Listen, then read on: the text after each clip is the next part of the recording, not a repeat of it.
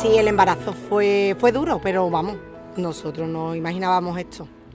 El embarazo fue un riesgo de aborto cuando nos enteramos que estaba embarazada, y como la Seguridad Social pues tarda unas semanas en verte, fuimos al privado y ahí nos dijeron saco desestructurado, había latido, bueno, pues esto es un aborto. Pero bueno, vamos a esperar porque igual no está del tiempo que tú dices y estás de menos. Yo tengo el síndrome de los ovarios poliquísticos y eso pues podía influir un poco en que no estuviese de ese tiempo, estuviese de menos. Pues nada, hacemos eso, lo que nos dice la doctora, la ginecóloga, y mantuve el reposo con la medicación, y cuando volvimos a ir a los 4 días después ya había latido, el saco seguía desestructurado, pero ya estaba un poquito mejor. La amiocentesis no me lo hicieron, no lo vieron ellos pertinente. Así que nada, pues nosotros íbamos superando, me salió alto riesgo de síndrome de Down, me hicieron las pruebas, todo bien, seguíamos adelante. Tiene una CIV en el corazón, pero es una buena zona. Si estuviese en otra zona, ya te digo yo a ti que podía ser significativo de que viniese alguna enfermedad relacionada. No, pero es una buena zona, seguimos hacia adelante. Entonces, digamos, cada piedrecita que nos encontrábamos en el camino la íbamos superando. Pues nada, seguíamos, hasta que, bueno, pues la tuvimos y supuestamente todo iba bien, ¿eh? No nos enteramos hasta más adelante. Yo tenía mi intuición, ¿eh? Victoria nació, yo había dado pecho a la hermana, a Sol, casi 2 meses antes de parir, que ya ella lo dejó. Entonces yo llevaba casi 3 años de teta, de pecho, así de lactancia materna. Y yo vi que Victoria no le costaba mucho trabajo, no tenía frenillo, entonces ahí yo ya tuve, que pasa algo. Y también después, pues, el tema de la audición. Venían en el hospital a hacerle las pruebas de audición, lo pasaba en un oído y no lo pasaba en otro. Le repetía las pruebas. En el oído que le había pasado, ahora no lo pasaba, y en el otro sí. Era como siempre al contrario. Y nada, así que le hicieron las pruebas durante pues los días que estuvimos allí, que no recuerdo si fueron 2 o 3, y se le hicieron. Y como no eran unos resultados correctos, digamos, del todo, entonces ya nos hicieron, pues tienes que venir, te vas a casa, pero tienes que venir la semana que viene a hacerte la prueba. Fuimos a hacerla, no han salido bien, tienes que volver la semana siguiente. Y así estuvimos, hasta que salieron supuestamente bien, pero que no, que después a los meses también nos dimos cuenta de que no. Verá, lo detectó un médico que había trabajado en la Seguridad Social, que la niña empezó a tener un movimiento de ojo errático, a mover los ojos muy rápido. Pero ese mismo día, por ejemplo, yo había estado en urgencia y no se habían percatado de nada, y también habíamos estado anteriormente en otro, porque también se le hacen revisiones, o la niña ya presentaba ahí dificultad respiratoria. Yo creía que tenía ya bronquitis, que tenía 3 meses y pico. Entonces, la niña había pasado por diferentes médicos. Es cierto que, claro, en Nixtammu el movimiento de ojo no empezó cuando ya nació, sino apareció más tarde. Pero a lo mejor ya llevaba la niña X semanas con el movimiento y nadie se lo había dado cuenta. Yo me di cuenta que no me miraba, y yo le decía, la niña no me mira. Pero bueno, también estaba muy cargada de trabajo en casa, la hermana, los celos, haciéndome la situación. Nos dijeron, tenéis que ingresar en el hospital porque el movimiento de ojo puede venir pues de muchas causas. E ingresamos en el hospital, claro, y yo lo primero que dije a los médicos que tenía Victoria, pero los médicos no tienen una varita, ellos no lo saben ni haciendo pruebas, pueden ellos determinar un diagnóstico. Entonces nada, nos dijeron que iban a descartar que fuera un tumor, y que el tumor lo podría haber tenido y haber desechado su propio cuerpo, en fin, que era complicada la situación, de que ellos te dijeran, pues esto es lo otro, no era tan fácil. A los 11 meses, y con suerte, y agradecidos. Nuria, la chica de Galicia, a los 11 años. A los 11 años, y la madre harta de llamar a puertas, que le hicieran estudios genéticos a su hija, y nada. Es que claro, el gen es relativamente nuevo, es del 2016 el primer caso. A nosotros, cuando nos dijeron el diagnóstico, dijeron que no había tratamiento curativo, que era bueno seguir en las terapias, pues estimulándola a nivel visual, auditivo, a nivel motor, toda la estimulación que se le puede hacer, pero que no hay tratamiento curativo. A día de hoy no lo hay una investigación en curso. Pues la verdad se nos cayó el mundo encima. Yo intentaba, porque como una madre se da cuenta de las cosas, no es lo mismo un padre, ¿no? Y entonces yo decía, bueno, a lo mejor es que ella va más lenta, o a lo mejor... también queriendo un poquito suavizar lo que es el tema, pero tú cada vez te ibas dando más cuenta de todas las cosas que iban pasando, de que la niña no escuchaba bien, no veía bien, el movimiento de sus ojos, cómo actuaba a la hora de... cómo interpretaba las cosas cuando tú le hacías sonidos y demás, y entonces tú decías, aquí hay algo. Pero claro, yo también, viendo cómo veía a Sonia, yo decía, no, Sonia, a lo mejor es un poquito... Y ella, las madres son diferentes a los padres, y ella decía que no, que aquí hay algo y la niña, algo está pasando aquí. Y de hecho, cuando vimos al doctor, este hombre que íbamos, que también que tenía su consulta privada, tuve yo que aparcar, llegué más tarde, cuando llegué un poquito más tarde ya estaba Sonia llorando y demás, y nos dijo que había algo, que no sabía lo que era, pero que había algo que parecía que también era el tema de ceguera y demás, pero que no se podía concretar nada porque no sabía exactamente lo que era, que lo suyo era que para Sevilla y en el hospital le hicieron las pruebas pertinentes y a ver qué es lo que veían allí en el hospital. Estuvimos ahí ingresados bastante tiempo con ella, le hicieron muchísimas pruebas, ¿no? Como ha dicho Sonia. Y hasta que ya pues dijeron que venga, pues irse a casa y propusieron el tema de la genética. ¿Y cuánto tiempo tardó? Tardaron poco tiempo, en el tema de la genética tampoco fue mucho tiempo. Y después ya nos llamaron, me acababa yo de incorporar al trabajo, porque yo el mismo día, y nos llamó la doctora, que venía ella conduciendo de las terapias con la niña y no se lo pudo coger, y lo cogí yo, que estaba saliendo ya del trabajo. Y me dijo, mañana tenéis que venir y tenéis que venir los dos. Pero tenemos que comentar unas cosas. Pero os tenéis que venir los dos. Y al día siguiente pues, fuimos los dos y nos dieron la noticia. Y como cualquier padre, ¿no? Hay que imaginarse cuando te caen como un jarro de agua fría encima, todo lo que te dicen que supuestamente tiene tu hija, y después tú te quedas en shock, porque cuando te explica todas las cosas te quedas en shock y nos venimos los dos pues, rotos totalmente, rotos. Bueno, pues la enfermedad en sí a cada niño le afecta, porque de los 13 niños que estamos hoy día, no es igual. Y en Victoria, centrándonos en Victoria, en la mutación que ella tiene, pues a ella tiene afectada a nivel visual, tiene un déficit visual grave, tiene un déficit auditivo también, y todo es neurológico, ella todo es neurológico, tiene epilepsia, ella tiene muchas complicaciones neurológicas, y después, claro, a nivel motor también tiene muchos problemas. No, ella no es, ahora a día de hoy no se sienta sola, no es capaz de sentarse sola, está muy afectada. Así que el día a día pues es muy complejo, es agotador, pero bueno, ya está, es lo que nos ha tocado y nosotros lucharemos, ¿no? Pero cansa, porque aquí en el pueblo aquí no hay un fisioterapeuta especializado que la pueda ver a ella, no hay piscina, hidroterapia, que ella pudiese ir, entonces tenemos que ir todos a Sevilla.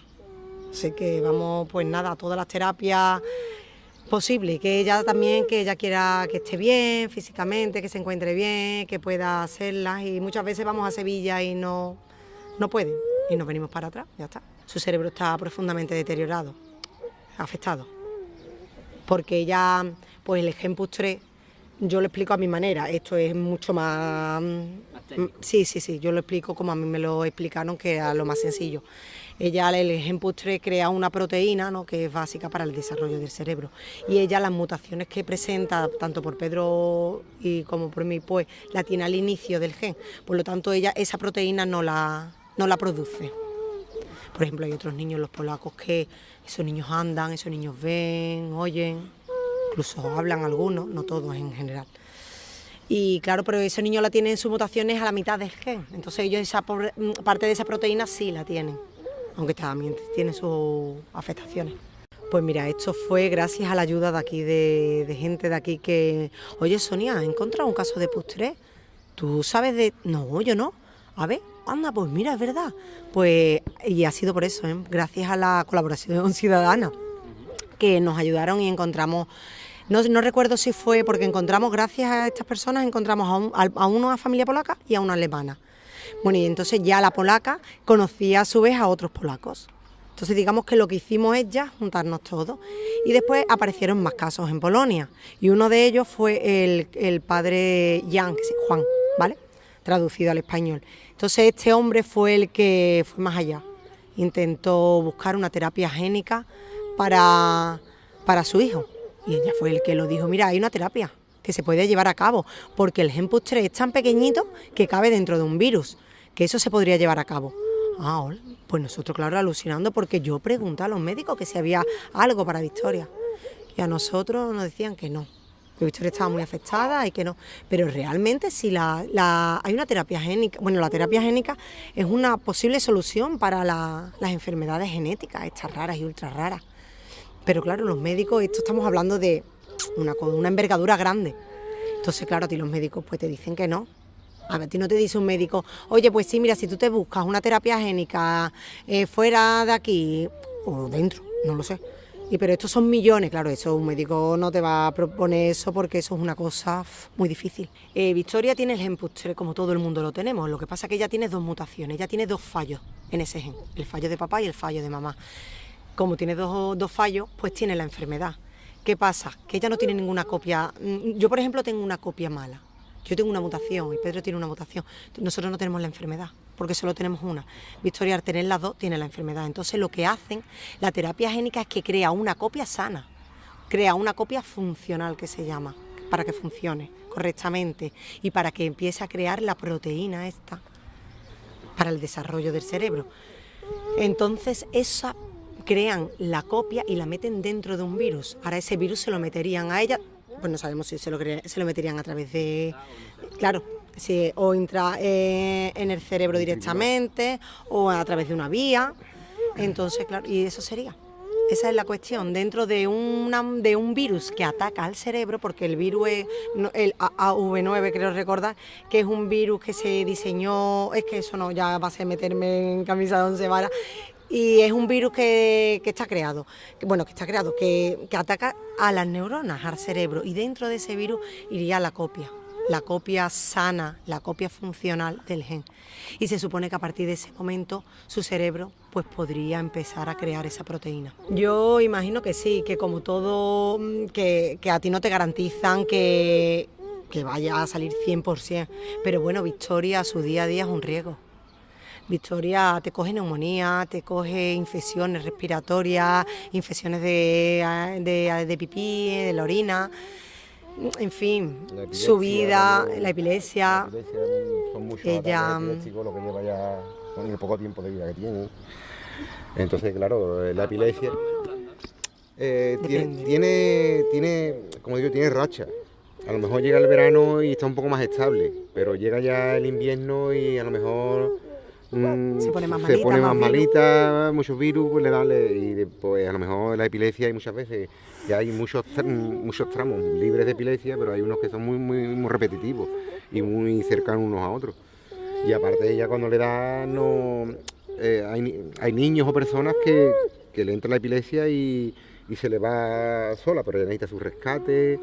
Después también necesita su oxígeno porque deja de oxigenar bien. Sí, porque no cede rápido, lo que quiere decir. Y además Victoria ahora ha creado un nuevo tipo de epilepsia. Victoria antes tenía un tipo de epilepsia, ahora tiene otro. Ahora tiene los espasmos epilépticos. Ella ahora al pasar de la oscuridad a la luz con los cambios de luces, ella como que se asusta, tiene un espasmo, tiene como un... Y eso es nuevo, eso antes no lo tenía. Entonces la epilepsia lo que hace, un virus, una infección en ella, lo que le baja el umbral epiléptico y hace que convulsione muchísimo. Entonces Victoria en su día a día tiene pues más riesgo que una persona normal de que le pueda pasar algo. Entonces ya el hecho de...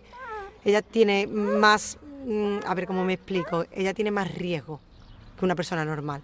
Por lo tanto, que haya riesgos en un tipo de estudios de este calibre, pues está claro que lo habrá, ya lo tendremos que nosotros valorar, pero claro, o valoras el quedarse siempre igual o el que haya una posibilidad de mejorar, aunque dentro de esa posibilidad exista también la posibilidad de que no. Y aparte también tenemos los conocimientos y las experiencias de otros niños que por desgracia ya fallecieron en su día, ¿no? Y de hecho ahora mismo creo que el mayor que hay ahora mismo en vida, Nuria, ¿no? ¿Hay otro niño mayor que Nuria? Las edades ahora mismo no me las sé. No, pero Nuria tiene 16 años. Entonces, ¿qué pasa? Nosotros partimos de esa base, gracias a Dios, no, hombre, nosotros no... Es complejo, entonces tú, ¿qué haces? Es como digo yo, que no te cortas que no te duela. porque sabes que esto, sabes que hay niños que han fallecido, niños que, pero bueno. Sí, porque a la larga casi la mayoría de los niños sufren de riñón. Sí. Es una cosa que eso sí está mucho en todos. Hay niños que no han desarrollado la epilepsia, hay niños que no están afectados, lo te he dicho antes, depende de la afectación, pero el riñón, raro es que no escuche riñón. No está afectado, ¿no? Sí. Esto lo está llevando a cabo una fundación americana que se llama te lo digo en inglés, Gen to Cure Foundation. Y ella es la que ha llevado a cabo ya una terapia génica para otro tipo de síndrome, en este caso para el CTNNB1. La han llevado a cabo, han tardado unos 5 años y ya están con los ensayos clínicos y por ahora todo está yendo correctamente. Pero esa enfermedad son 500 niños en el mundo, es diferente, ¿sabes? Lo que pasa que sería en sí, la terapia es una enfermedad neurológica y se supone que el procedimiento va a venirse una cosa muy parecida. Entonces es una cosa compleja, es el inicio y tardan años, pueden tardar hasta 5 años, tiene un coste muy elevado que nadie va a afrontar, si no somos los padres los que intentamos conseguirlo. Nadie, aquí no va a venir la Junta de Andalucía a decirte toma 200.000 euros, toma... Nadie, no, bueno, ya no es que toma, ya no es que aquí en España, que se haga el estudio. Aquí nadie va a venir a decirte San Joan de Déu, ¿no? Decirte, pues yo voy a investigar el postre. No les interesa. Aquí en España solamente hay 2 niños, ahora mismo. Tendrían que haber muchos más, entiendo, para que ellos pudieran afrontar ese tipo de investigación. Entonces, desgraciadamente, somos nosotros. Sí, ahora ha aparecido un niño nuevo, somos unos 13 padres, no todos.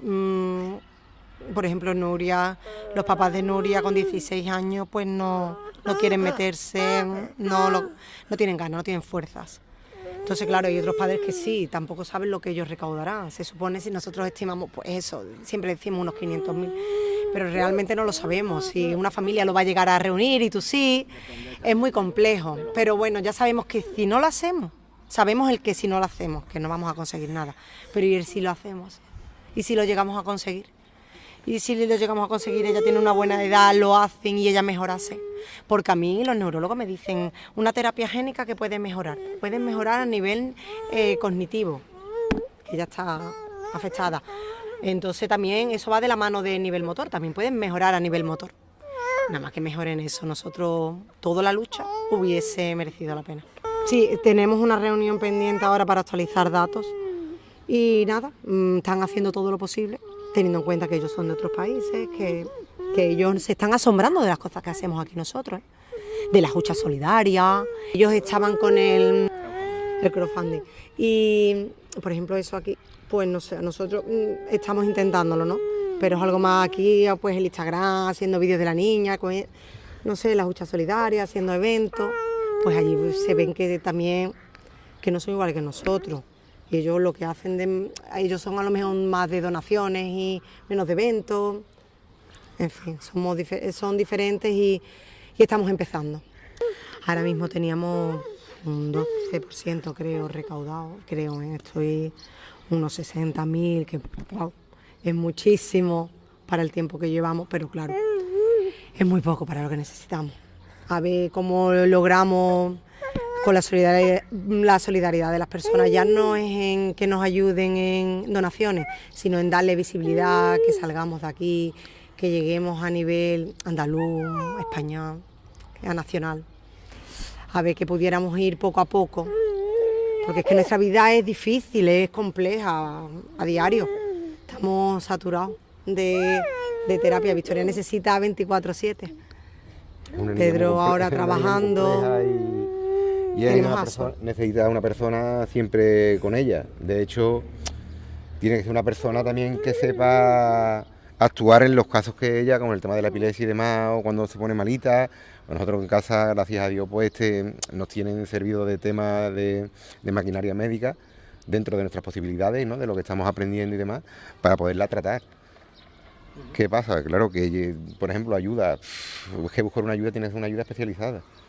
Bueno, nosotros dentro de lo que nosotros nos han formado, una persona que tú metas allí en casa para cuidarla a ella no puede ser una persona normal como una niñera normal, para que ella pudiera también trabajar, a lo mejor también Sonia, para un poquito, que muchas veces parece que no, pero el trabajo también te libera un poquito, porque dentro del pozo que estamos metidos también es bueno de vez en cuando liberarse, aunque sea en el trabajo, pero desconectas un poco a lo mejor de tu día a día y del gran problema que tenemos en casa. Pero bueno, es muy difícil. Después, claro, aparte de todos los costes que significa esto, tampoco te puedes permitir también una cosa ya extraordinaria de una persona con ella. Sí, claro, sería un coste más adicional. Claro. Hace poco fuimos a la psicóloga, que iban a valorar a Sol, porque Sol cada vez que Victoria ingresa, pues parece que tiene pequeñas llamadas de atención. Y me decía la psicóloga, no, pero es que tú necesitas, Sonia, tú necesitas tu tiempo, tú necesitas esto. Digo, vale, si me miramos a mí sabemos lo que necesito yo, si miramos a Pedro sabemos lo que necesitáis, si miramos a las niñas, si miramos en conjunto. Digo, pero es muy difícil. Digo, no puedes costear a una persona que venga, eso tenemos que estar o Pedro o yo, con ella. Mi madre una vez, la pobre, una mujer mayor, y paseándola por la calle y la niña le estaba convulsionando y ella no lo supo interpretar. Actualmente estoy trabajando, bueno, con mis limitaciones y demás porque tengo problemas de salud. Y de hecho a mí la verdad que llevo pocos días, ¿no? Pero la verdad que te despejas bastante en el aspecto de que a mí siempre me ha gustado mi trabajo. Ha sido un trabajo que a mí me ha gustado, ¿no? Pero bueno, es que te liberas porque sales un poquito de tu entorno. Hombre, también sufres un poco o muchísimo, porque claro, te quitas al lado de tu hija. Cosa que sí, que ella tiene sus problemas y demás, pero estar al lado de ella, la verdad es que sí, que es muy complejo, pero quitarte de al lado de ella también ha sido muy duro. Que sí, que te liberas con el trabajo, pero también es duro quitarte de al lado de tu hija, cuando tú estás un día a día con ella por tus problemas de salud y demás, pero estabas allí, hagas más o hagas menos, porque yo dedicarme a ella 100% tampoco puedo. Yo quisiera estar con ella de pie y calmarla y demás, cosa que se lo carga todo ella. Entonces yo también sufro muchas veces, no solamente por lo de mi hija, también sufro por no poder estar al 100% tampoco con mi hija como debería de estar. Porque yo no puedo estar de pie más de cierto tiempo, no puedo portarla a ella mucho tiempo de pie, porque también por riesgo y miedo a caerme con ella encima, porque claro, tengo menisco los dos rostros, el ligamento cruzado delantero derecho, que es lo que me da más miedo porque es lo que se me fastidia lo que es la rodilla y me hace viraje y se me hace el líquido y es lo que me deja de caer al suelo. Pero bueno, ya está, y es lo que ha tocado y yo como digo siempre, hay que seguir para adelante y hay que seguir luchando, otra cosa no hay. Es duro, no digo que sea fácil, siempre te encuentras muchas piedras en el camino. Tenemos mucha gente con nosotros, gracias a Dios, todo el pueblo, por los pueblos aledaños, gente de todo, y también hay gente porque de vez en cuando te pones tus piedrecitas en el camino. Pero bueno, ya está, estas piedrecitas pues habrá que sartearlas y habrá que ya está, o sartearlas y esquivarlas, como se pueda, y seguir hacia adelante, que es lo que se trata el día a día, y conseguir, que para mí lo más importante es intentar conseguir lo de mi hija y por lo menos llegar al objetivo y como padre, como los dos, como padres de Victoria, que no se quede todo en el aire, intentar llegar a lo máximo posible de nuestras posibilidades e intentar conseguir su terapia y su mejora. Y ya diría yo, como pues, ya me podría yo morir a gusto. Pero bueno. Hombre, yo a nivel emocional es complicado porque... ¿Has llegado a saturarte? Sí, muchas veces. ¿Me acaba de superar? Muchas veces, muchas. Raro es cuando no. Verás, intento que no sea muy a menudo, pero sí. Rompo cada X tiempo, es normal. Ya es muy difícil, es muy duro. Yo creo que hay muchas personas que no se pueden llegar a poner la idea en nuestro lugar. Porque es noche cuando le dan las crisis, que ya no tiene por qué darle una crisis epiléptica, le puede dar. Ella sufre eso lo he dicho antes, pero ella sufre un trastorno generalizado del desarrollo, un trastorno generalizado. Ella sufre un trastorno del sueño, un trastorno del lenguaje, el lenguaje simplemente es que no lo tiene, ¿no? Pero un trastorno de comportamiento. Entonces eso, por ejemplo, está apareciendo ahora, un poquillo de nerviosa, que se pone más nerviosa. Entonces, cuando te toca una crisis de este tipo, es cuando ya acabas de hundirte, porque ahí ya es que ella no puede descansar. Bueno, ya sí, gracias a medicación estamos empezando a controlarlo, pero ella no puede descansar durante el día, no descansa durante la noche y el descanso es básico. El descanso para que tú puedas estar operativa y llevar, es decir, vamos, a por el día. Y cuando no hay descanso y se acumulan las cosas. Entonces sí, no es fácil. No, lo intento llevar lo mejor posible, teniendo en cuenta que soy una persona y que tengo otra hija y que, bueno. La hermana, verá, ella lo está pasando mal, ¿eh? Porque ella dice, bueno, ella ya pregunta menos, pero ella decía, es que mi amiga tiene una hermana y su hermana habla, su hermana anda, su hermana ve, pero Victoria no. Y Victoria no juega conmigo, mamá, y Victoria no, yo le hablo y ella no me dice nada. Y no va a andar, mamá. Victoria es muy duro, muy duro. Yo al principio me ha costado mucho tiempo responderle porque yo me ponía a llorar directamente cuando ella me hacía esas preguntas. No podía. Ya voy encontrando yo la respuesta, explicándole que la hermana es como si fuera una bebé, que nosotros la tenemos que ayudar, que lo vamos a intentar. Vamos a intentar ayudarla para que ella pueda andar, sentarse, hacer cositas, pero que no lo sabemos. Porque ahora salían las noticias, hoy he leído, pues Georgina, la mujer de Cristiano Ronaldo, ha donado 100 y pico mil euros a una... Y digo, wow, es que ¿cómo se hace para llegar ahí? La asociación surge la idea de que hay una terapia génica, que tenemos que recaudar dinero y esto no lo podemos hacer nosotros con el nombre de Sonia y Pedro. Tenemos que crear una asociación española aquí en España, del PUT3, se crean sus estatutos, dinero que entre en la asociación es directo para la investigación, que no es dinero para Victoria, no es dinero para la familia, es dinero destinado íntegramente a la investigación del PUT3, esta o las que puedan surgir en un futuro. Hemos organizado el partido benéfico, ya está, porque, por ejemplo, la tómbola solidaria lo hizo la Hermandad del Gran Poder. ¿Qué hemos organizado más? No, ahora tenemos en mente ahora una para el verano, pero ya está, nosotros... Después, a lo mejor algunos establecimientos del pueblo que también... Por ejemplo, los churros que se dieron una chocolatada con churros. Sí, pero no fuimos nosotros tampoco. A nivel asociación solo ha sido el partido benéfico, que vinieron los famosos a jugar. Y eso la verdad que ahí cogimos un pellizco, cogimos 28.000 euros, en unas horas. También el Cole de Tocina ha hecho un mercadillo solidario, son iniciativas, el Cole de Tocina en unas cuantas de horas... No sé, no voy a decir la cifra porque se me ha ido. Lo que he pedido, que cualquier cosa que se quiera hacer en nombre de Victoria, que tiene que pasar por la asociación. Nosotros tenemos que dar la autorización como padre, como asociación, para el uso correcto, ¿no? La imagen de la niña, los fondos, que haya transparencia, que no vaya menganito diciendo no, voy a hacer algo en nombre de Victoria. Y ahora la gente colabora y ahora no sea realmente así. Por ejemplo, es una pena, pero hay un pueblo que no es cercano al nuestro, que han conocido el caso de Victoria y nos acaban de hacer hoy una donación, que ahora después lo publicaré, y le han robado la hucha que tenían en la iglesia. Pero que eso no tiene nada que ver, ¿no? Pero son cosas que tú dices, ostras.